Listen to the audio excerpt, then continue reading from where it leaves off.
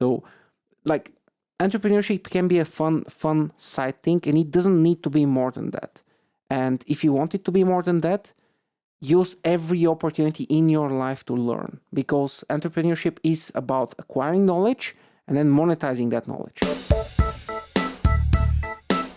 Well, hello and welcome to the Leverage 3 podcast. This is the show that helps you leverage the talent and tactics of high performers.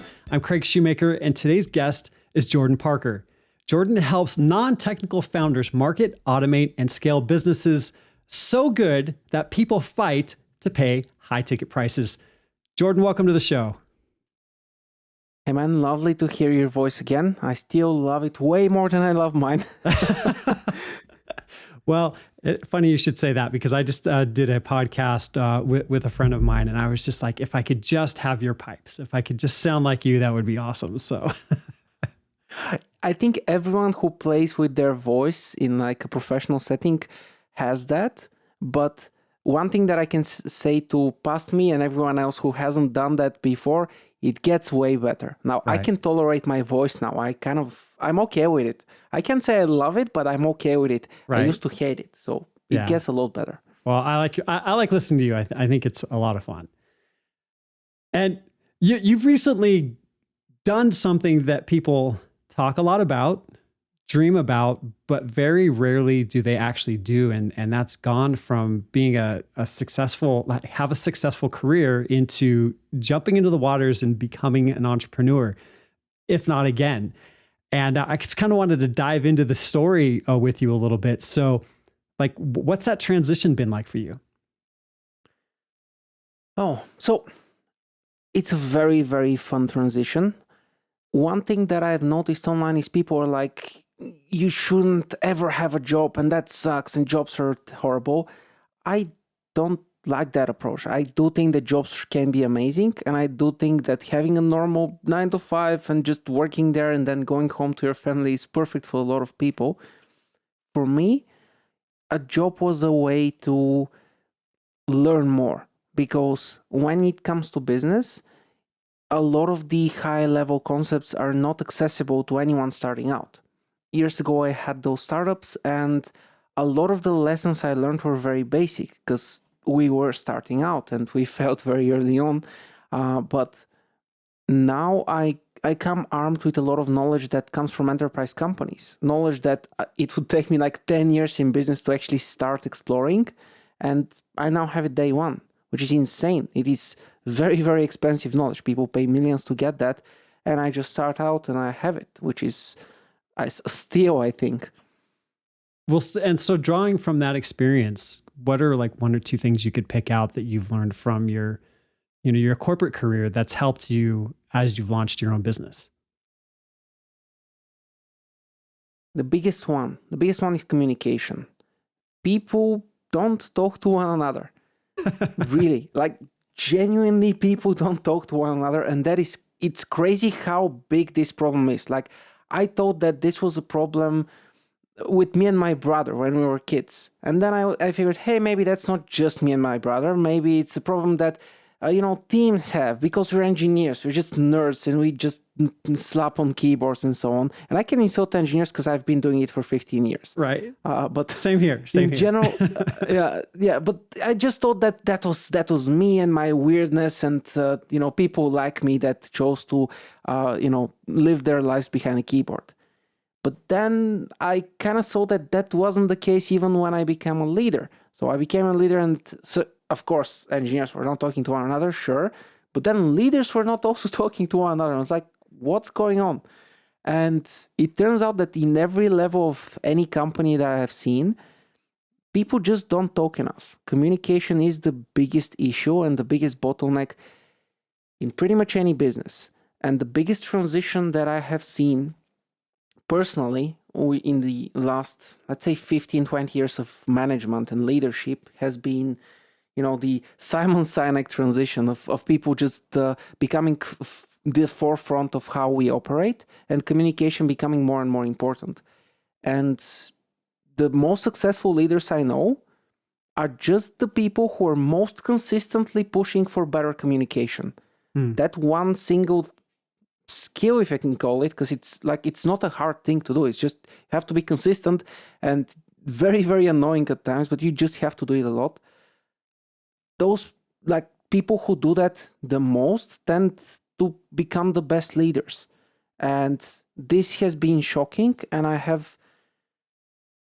would have otherwise spent years to actually find that out, because it was a lot of hard-earned lessons in the job world, luckily with no risk to myself, because Right. as an employee it's pretty safe. Yeah. But I can see how I would have personally felt at least 5 businesses before I actually understood that very difficult lesson. So do you see that playing out with either vendors that you hire or employees that you're taking on or talking to your customers? Like, what does that look like now for you? It's a big part of the company. The company is Parker Labs, of course. And Parker comes from Spider-Man, because Spider-Man is awesome. But it's a big part of the spirit of the company. I haven't done through the whole, mumbo jumbo of setting up company values and all that. Right. That, I believe, finds you and not the other way around. If you just gather up to find out your values, I've seen only mediocre results from those kinds of exercises. But it's certainly one of the things that I live by. And I apply that to clients, and I apply that to my currently only employee. But what really happens is that with the employee, I see extreme levels of trust. And the employee is Eva. She's an amazing person. And one of the biggest reasons I hired her was because her last company didn't communicate at all. And it was insanely bad because of that. Like everyone was skipping beats in communication. No one was talking to one another, and pretty much everyone hated it. And just not being there is a big step for me. Like it's a big goal for me to just never get even close to that. And when it comes to clients, like I'm talking to a lot of entrepreneurs lately, a lot of them. And a lot of them are kids. They're like 20-year-old. They just started business. They're all broy and ready to do stuff and to hustle, which is great. I really respect that. I think that this is super commendable. When I was 20, I didn't know anything. I couldn't understand half of the things that those guys are currently doing. It's mostly guys. I would like to see more women entrepreneurs. That would be amazing. There's some amazing ones that I follow. I have a massive list on Twitter, which I constantly update with just female entrepreneurs, because I really, really want to support that. But still, they are not good at communication yet. Those kids, they just haven't lived long enough. It's not their fault. Like it's something that you build with a lot of time and a lot of practice. Right. And starting out in business, being super aggressive, being super arrogant helps a lot, because the biggest problem starting out is sales.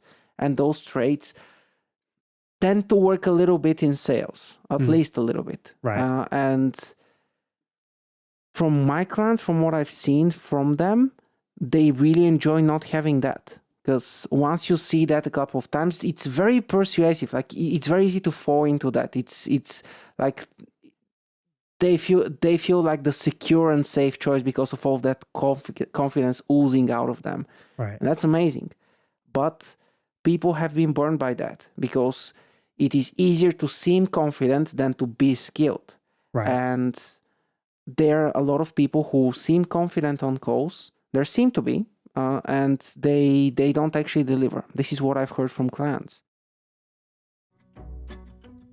Hey, this is Craig, and I wanted to take a second to invite you to join me on Twitter, where I talk about the interviews with all my amazing guests and where I help you build a lucrative online course business. So look me up by my name, Craig Shoemaker. Make sure to say hi. And delving into skills and confidence, like I would imagine there's this huge part of your story and this journey that you've taken. There's probably a huge emotional shift that had to happen within you to go from like, okay, I have this secure job. I've probably got benefits involved, and now I'm going to go out on my own. Like, what was that like for you, making that decision and then finally pulling the trigger to say, all right, I'm doing this. I'm going for it. Yeah. So a big chunk of that is just having the security to move forward. In in many cases, I see people who are like, let's just do it. Like, it doesn't matter if you fail, or we will just do it. I did that as a kid, and like I sucked at it, obviously, because I was not experienced. That's well, you're a normal. kid. Yeah. Like, I mean, you you have know. to suck at first. But I sucked at it. Mm, But what really happened is I was not ready to go the full length of this because I was not feeling secure. And it was typically not me worrying about myself, because I don't do that too much, but I worried about everyone around me, and I could see how this affected them. And typically, when I was in business, there was at least one other person with me, and uh, just seeing one person being affected by that lack of security just really bugs me, and I can't really stand it for too long. So this career right now, and I'm in Bulgaria. Bulgaria is not a very prosperous country, and being an engineer here, the salaries are insanely high for the current standard of living. And it's not that difficult of a job, really. Like, it is difficult to get into, it's difficult to practice all of that, but at the end of the day, you're not in a mine doing something super difficult and endangering your life. You're just on a keyboard, like, you're endangering your back. That's, let's be fair, and your wrist a little bit. Right. But besides that, minor risk to your health, which is preventable, you can enjoy a life of relative peace, safety, and if you are in not that well of a developed country, a very, very nice lifestyle. And I managed to pretty much get all the consumerism out of me by just living through it. I know a lot of people who are like, yeah, you need to save and all that, but my parents were not super, rich. They couldn't buy me any fancy things, to be fair, and I really wanted some of those toys and gadgets and so on. So I pretty much bought everything. And besides cars, I just don't like cars. But which is a good thing because they're very expensive. Right. But in general, I basically bought all the toys and gadgets you can imagine, and now I'm over that. So my expenses are not super high. Like, I need a very, very good laptop. As an engineer, I can't stand having a slow machine. I need a decent screen, but hopefully I'll be able to get the Apple Vision thing and get a bunch of virtual displays and solve that. I've been waiting on that technology for 10 years, I think. Like, I started making AR applications and advertisements 10 years ago. Right. And I've been very excited to get my hands on something that works. Hopefully that one does. But in general, like, if I have a laptop and a screen, I'm fine. I don't need much else. So yeah. In terms of having just gone through this process, if someone's thinking about making a decision like this, what sort of advice would you give them? I think that most people who are wanting to be entrepreneurs and are currently working whatever job are half-assing their work and using their entrepreneurship as an excuse. I don't think you should do that. In my experience, people who aimed to be amazing in whichever job they had, it could be the worst job in the world, did more, learned more, and grew more as people. And people who grew more and are more grown up and know more things tend to have better and more successful businesses. So if you're just using entrepreneurship to not do a good job at work, I would suggest stopping and rethinking that. If you use entrepreneurship as a way to reset after work, which is the weirdest thing. I used to be an indie game developer, and indie game development was, doing your day job and going through a full work day and then going home and, getting crazy about a game that doesn't work because you're trying to make something massive with very little resources. So, like, entrepreneurship can be a fun side thing, and it doesn't need to be more than that. And if you want it to be more than that, use every opportunity in your life to learn, because entrepreneurship is about acquiring knowledge and then monetizing that knowledge. If you can't learn in whichever place, you probably will have a place and then you're going to struggle. But if you can learn anywhere, you'll be an amazing entrepreneur. At least in my experience, that has been true. I think that's a really good and interesting distinction about being able to focus and double down on who you are and where you execute. Because I would imagine if you allow yourself to get distracted as an employee on your entrepreneurial activities, as an entrepreneur, when you don't have some of those safeguards around you, there's probably a good chance that you'll get even more distracted and even less effective. Yeah, I've been through that. The my second startup, I got off my job and I had a bit of savings. I had like 10K in the bank, and I was not spending much, so I could spend it all on a startup and had like 8 months of runway or something like that. Okay. And I decided, hey, it's going to be super easy having all the time in the world for myself to just do entrepreneurial stuff. And then it turned out it's not super easy because I had all the time in the world, zero restrictions and zero accountability. Right. And that was hard. So a big part of the allure of entrepreneurship is autonomy. You get to be free. You get to decide what you're going to do specifically. But too much autonomy is hard. You need to build up to that. You need to build the muscle so you can handle that. Because at first, pretty much there is no reason to be organized. There is no reason to handle your life in a specific way. Because whatever you do, you'll get some results that are kind of okay. Mm-hmm. But as you want to take more and more out of every single day, you need some level of organization. And I've seen this in two flavors. The first flavor is myself. I am extremely chaotic. I need to organize myself so I don't do whatever I want. And maybe everything I want would be productive because I tend to get obsessed about the things I do, and that's very useful. But still, it's productive, but it's not focused in the singular direction I want to move into, which is a problem. So I need to work to focus myself and focus my efforts into one direction and not into 10 directions. This is option one, category one of people that I've interacted with the most. Category two is you have people who are extremely good at execution, but they don't like planning. So they don't plan. or they don't like planning after a certain level. And that level typically is something above the tactical. Like they like the tactical stuff, they plan it and then they start executing.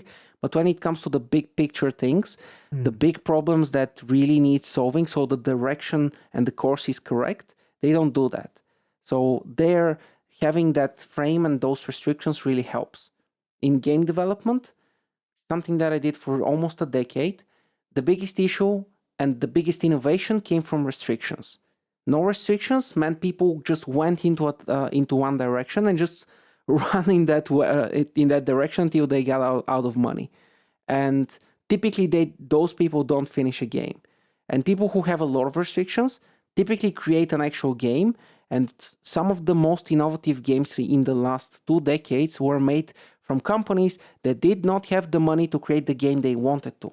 They made the game they could. Interesting. So yeah, and much has been said about how restrictions and limited amount of options are really the fuel for creativity and give you the chance to do something you wouldn't otherwise.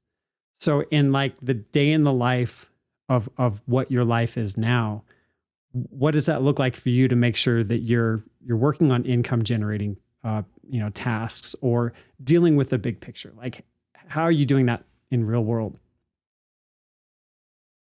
In the real world right now, it is very simple, to be fair. It's very simple for me. I'm not sure it's going to be for everyone, but I've spent pretty much my entire career thinking about business. Not thinking about my job, but thinking about business in general. So every time I had access to any information about any business, I took it and I learned from it. So right now I have a model of how business works, of how business generates capital, of how business should spend capital, and so on. So I have a reasonable understanding of how it all works.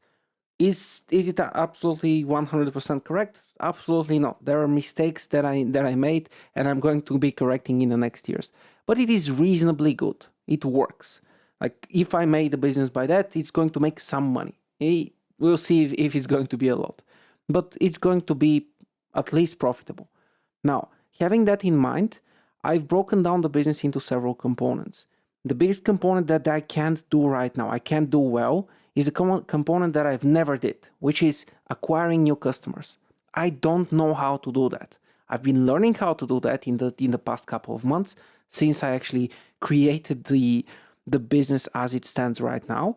But this is by far my weakest link. If I can solve this part of the business, a lot of the other things I already have experience on. I have picked an area of business in which I have the expertise.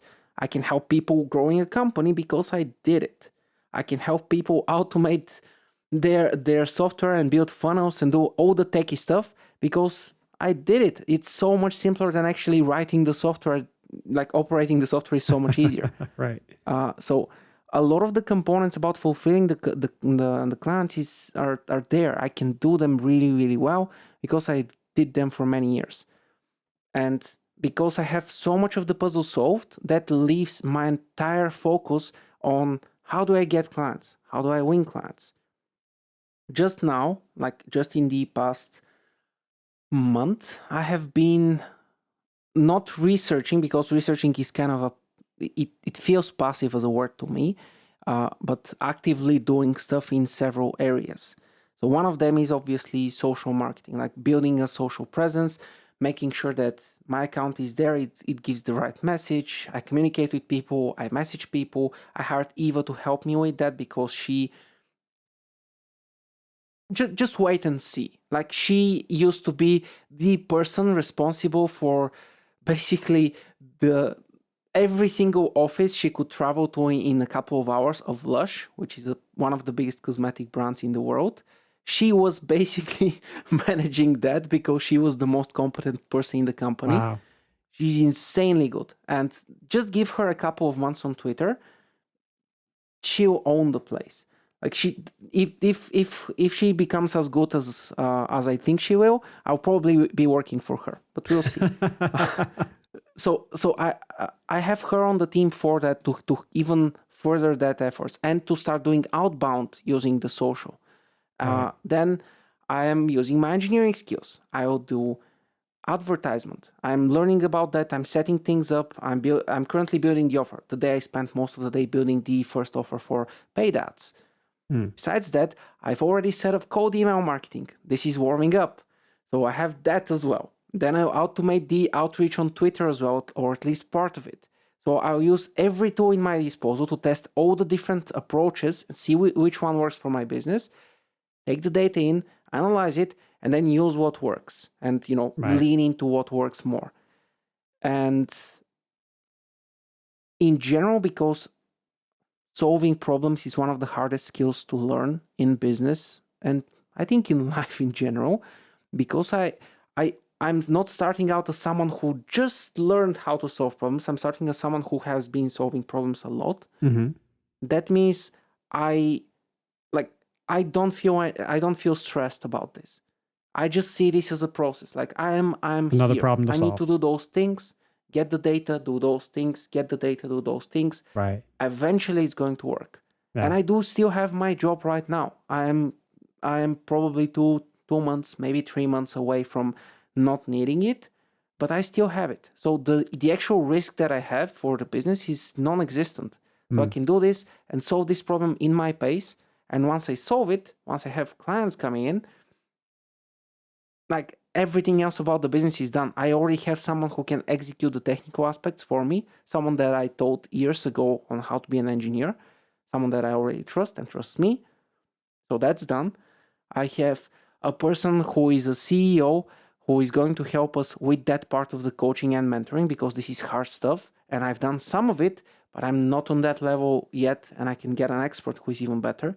Right. I'm partnering with all the Twitter coaches so I can get the best possible experience for people who need on Twitter. And I know that I need partnerships because I've done it before. So I'm starting out and I'm building those partnerships way before I need them. Like Right. I'm not hitting a snack in the business and then figuring it out. I know it already. And I'm 100% sure that partnerships are one of the most powerful things I can make. So I'm already building like 7 of them at the same time. That's awesome. In terms of sales and marketing, I think that oftentimes people jump in. I don't want to characterize it as that. People begin a company or start their entrepreneurship journey based off of the fact that they have certain technical skills or they have.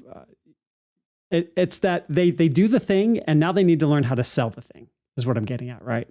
So I think this is an experience common to many, and so you're talking about a process in order to be able to do that. What's working for you right now? Like what areas have you identified? Like I really need to focus on this aspect in order to get the best return for my time. Okay, so first of all, I really, really relate with that. This is my first startup. We built it and we were waiting for people to come magically and download our game. And they didn't. Shocking. So, there, even though I resisted a lot, like it took me a year and a half after that startup failed for me to finally come to terms with the fact that I need to be marketing and talking to people. I didn't want to do that. Like my entire life, I was like, before that, I was like, nah, talking to people sucks. I just write stuff on a computer and win. And technically, as an engineer, it is possible, but so many other very interesting doors open as you start talking to people. So I just couldn't resist the temptation of that. When it comes to marketing, I think the thing that made the most amount of effort, the biggest result, the biggest return on investment, let's be very cold about it. But it was just making friends and helping people. Like my handle on Twitter is here to help, not because I specially crafted it or something. I was just saying this so much. I was like, yeah, I'm here to help. Yeah, I'm here to help. And I was just helping people. I was never asking for anything in return. I'm still not. Like I am currently making a friend's website for free because I know that it's going to be helpful for their business. And I don't care. Like it's not about monetizing every second of time. It's about making friends. And if you have a strong circle of people who vouch for you and who want you to succeed, you're going to succeed. There is no way around it. And the way I build that is just by giving, like not really trying to ask for something all the time. If they're a client, if they want to work long term, if they want me to commit with deadlines and whatnot, sure, I want to be paid for that. That commitment is expensive. I can't be always on time, be always on call, and be always ready for you if we're just friends. Like, sure. Maybe for some of my closest friends, for sure. But in general, I'm trying to keep some sort of a boundary and, prioritize. But besides that, I don't mind helping anyone with anything. And I've done all kinds of weird things. A lot of them were super easy. Like setting up a domain for someone. It's like 5 minutes, it's $10. And then that person is like, wow, I have a domain now. This is amazing. And like, even just for that feeling, for me knowing that they feel amazing by that, I'm fine doing that. Yeah. I don't even ask them to pay me for the actual domain. I don't care. It's like $10. It's fine. But giving that to someone is rare. You don't get to make someone, super happy like that every single day. And in some cases, in most cases, actually, it is so much worth it. And to be fair, some of the people that I gave to the most, some of them became clients, some of them became partners, some of them, I'm sure, will do the same when the time comes. Yeah. Yeah, I think the concept of surprise and delight is not talked about enough among social interactions and networking with people. I like that I like putting it that way, surprise and delight. Nice. Yeah. So that whole philosophy of knowing what you have to double down on and like knowing your blind spots and your weak spots, I think is huge for people to be able to recognize. And, like we're saying, oftentimes it's sales and marketing. So what sort of like tactical things tend to be working for you right now? Yeah. So first of all, to get to the state of knowing, because I came in very informed with a lot of experience, but I still didn't know a lot of things that I wanted to know and I needed to know to actually figure out what kind of business I wanted to make. The best strategy for that is talk to a lot of people. And we're kind of circling back to the beginning of this, which is talking to people is immensely valuable. But people are happy to share their issues. People are happy to rant about their issues. You just have to listen. If you listen to enough people, you'll have a very good understanding of what kind of problems there are. And if you know the problems, and you probably know your skills, you can connect those two and figure out what you can do to help. And sometimes the solution is very obvious. For me, it was very obvious. It took me like 3 months to see it. Helping non-technical people as a very technical person is a massive value gap. This is a no-brainer, which was very obvious, but not to me. Mm. When it comes to tactical things, and I'm mostly talking about Twitter, because Twitter has been the game changer for me. It has been the place in which I managed to meet the most amount of like-minded people and learn the most in a very short amount of time. And when it comes to Twitter, I think people underestimate the effort it takes to grow an account there. And I'll give you an example of how I've seen other people underestimate it, and I'll give the same example of how I found out that I am underestimating it yesterday, because I do think that there is always always more to learn. So the biggest thing about social media is volume. You want people to see your message often, and for you to make your message, because you will probably not have a message starting out. I didn't have a message starting out. I am still kind of considering it and building it. For me to build my message, it just took volume. I had to do a lot of things, a lot of times. So initially, you want to scale the volume of engagement. Engaging with other people makes friends. Friends give you problems. Problems give you a direction. So engagement is good. When I say to people, hey, you should engage more, people start engaging by writing 10 comments a day. Hey, that's perfect.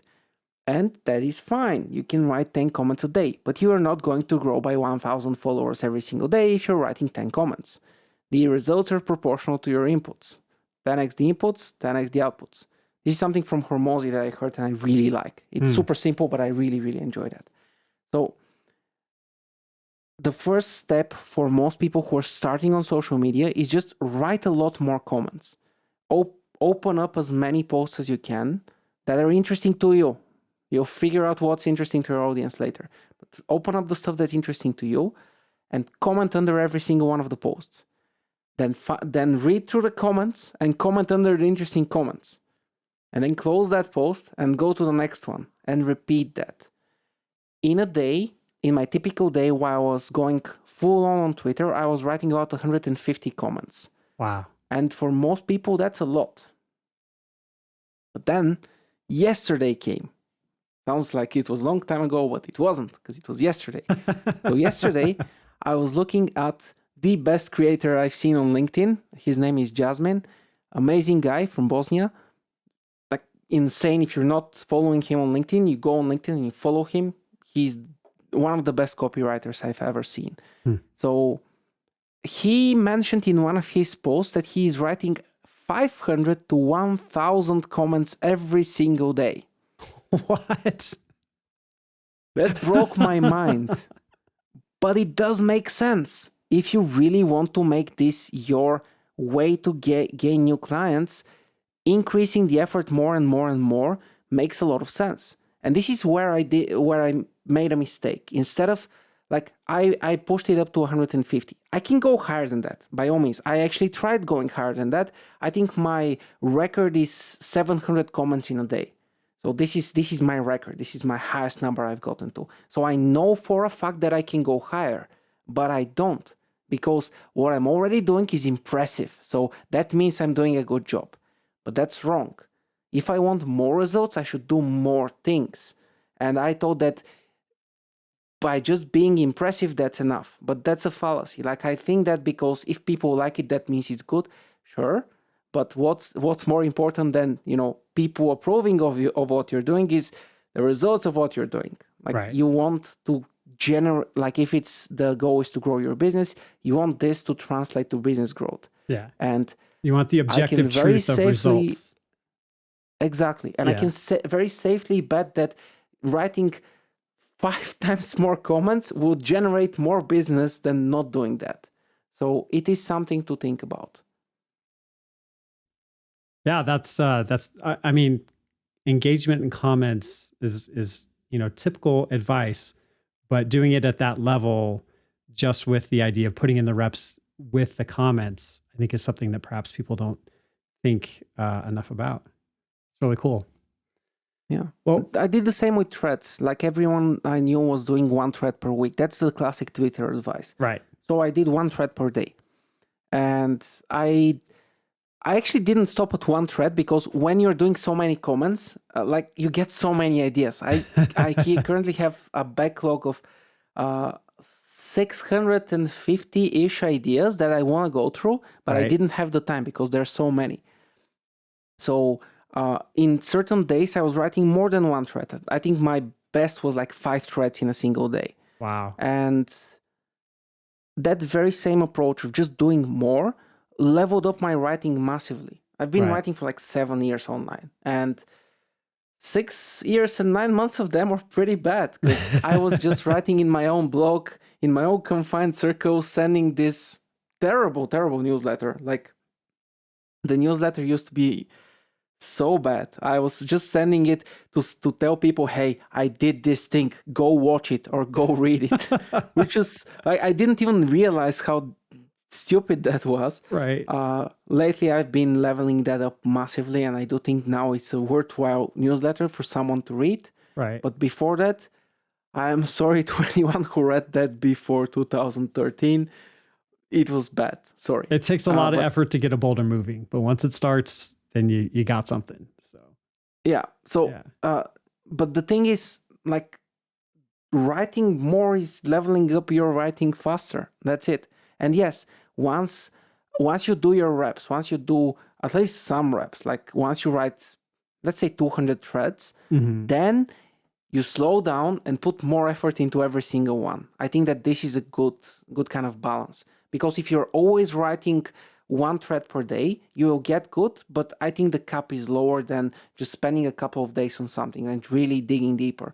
Mhm. I would still keep it to a couple of days at most, because that still gives you a reasonable time frame. Like an example that I can give from my life is I wanted to write an article about breakfast. I don't like breakfast. And I decided to research all the different reasons why breakfast is bad. And genuinely, if you like breakfast, eat breakfast, that doesn't matter. The point is, I decided to research those, and I started writing this article. To this day, I haven't finished it. It is, I think, 25,000 words currently. It is massive. It has 150 scientific papers in the references folder. It is a big pile of information that no sane person should read. That's why it's not published, because I don't believe that anyone should go through that pain. And it's a combination of me spending way too long on a single piece. And the more time I spent, the more I doubted myself, because it was like, yeah, but now I didn't add this reference, and now there is this new study that I didn't include, and now maybe I need to double check that old thing that I said, and the whole thing becomes super messy. And a big part of writing online is not being perfect. There are going to be typos. It's going to suck at some points. 90% of your hooks would be horrible, especially starting out. Mhm. But the important part is not making this one piece of content great, but making 1,000 pieces of content of which you have, 50 that are amazing. And that Right. is much more reliable in terms of executing. And at some point, you made so many bad pieces of content that every one piece of content that you put out is kind of good. Right. And this is when instant successes happen. Like Yeah. some of the fastest growing accounts are people with like 43 books behind their back and something like that. And then no wonder they grew super fast on Twitter, because everything that came out of them in terms of writing was amazing. And yes, they had their learning curve and they did a lot of work, but still they started the at a body of level work was that's- there. Yeah. Yeah, Yeah. they were already they did the reps. Yeah. That's important. It is. Well, man, you've shared a ton of great information here. So if we were to crystallize down to like 3 actionable tips that you'd want to leave people with, what would those be? Okay. I do remember the ones I gave last time, but I'll do different ones because I think that this conversation has a different vibe. The first thing is do your best, no matter what circumstances you're in. Like using your circumstances not to do your best is a terrible, terrible thing. I did it. I had 2 years of my life in which I just slacked off because my company was not doing the right thing with me because they lied to me or some, sort of bullshit like that. And that backfired. I lost a lot of good habits there. I had to rebuild myself. I went into depression afterwards. It was not a smart thing to do. And I thought that using someone else or something else as an excuse to not do what's best was good. It's not. Just do what you can do in every situation. The results will be better. And it's going to, like, if the situation is bad, it's going to suck anyway. So why Might not as well do a good make job sure while you're that at your it. part is amazing? Yeah. Yeah. This is the first thing. The second thing would be don't go in the direction that everyone tells you to. Like everyone is like, don't do a 9 to 5, be an entrepreneur. And everyone from the entrepreneurs is like, you need to use this one thing, and that's the key to success. Talk to people. Communication is more important than gurus and super smart people that have found their way, and they found their way, and that their way might work for you. But if you talk to people, you're guaranteed to find a way that works for you, and it might be better. And the last one, which I very genuinely struggle with because I'm a lazy guy, is volume. Very much so. Like I fight myself every single day to sit down and work. And then I work for an hour and then I procrastinate for an hour. Not, what I'm currently doing is I'm just forcing myself to not do anything else. I'm like sitting like this and just thinking and tapping my foot and waiting for time to pass so I can do something else, but I don't do something else. I'm just waiting and being annoyed at myself until I'm so annoyed that I'm like, I'm going to work now. That's my choice. That's awesome. Yeah, but still, like volume makes for a massive difference. And the good news is once you have leverage, you don't need to do as much volume. You can hire other hardworking people to do the volume for you. But if you want to get there, you need to do the volume first. Or you need to have a very, very rich parent who just gives you like a few $1 billion so you can spend on random stuff and hopefully learn. But unless you don't have that, or if you're not from from a great country, then my suggestion is get used to working a lot. But once you go through that, I think things become so much better. Hey, thanks so much for being a part of the show. Let's continue this conversation. Feel free to connect with me on Twitter, where I'm at Craig Shoemaker. So go out and have an amazing day. I hope you get a chance to find someone to love, find someone to forgive, and find someone to encourage, because we are most certainly not in this alone. And I'll see you again here soon on the Leverage 3 podcast.